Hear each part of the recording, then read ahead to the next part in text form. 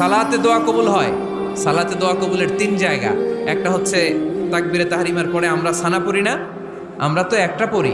আল্লাহর হাবিব সুন্নাহ এবং নফল নামাজে আরো পড়তেন সানা, ওই দোয়া কবুল হয়। 2 নম্বর জায়গা সালাতে সেজদায় পড়ে দোয়া করলে কবুল হয়।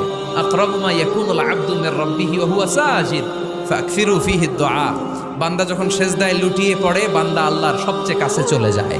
তা কিন্তু বিশ্বনবী বলে, সেজদাটা তোমার রবের কুদরতি পায়ের উপরে পড়েছে। সেজদায় পড়ে দোয়া করেন। সালাম ফিরানোর আগে বিশ্বনবী দোয়া করতেন, লা ইউসাল্লিমান্না আহাদুকুম হাত্তা ইয়াতাআওয়াযা মিন আরবা'a। আল্লাহর হাবিব বললেন, 4 জিনিস থেকে পানাহ না আছে আমার কোন উম্মত যেন সালাম না ফিরায়। তারা যেন পড়ে, আল্লাহুম্মা ইন্নী আউযু বিকা মিন আযাবিল কবর, আউযু বিকা মিন আযাবি জাহান্নাম, আউযু বিকা মিন ফিতনাতিল মাহইয়া ওয়াল মামাত, আউযু বিকা মিন ফিতনাতিল মাসিহিদ দাজ্জাল।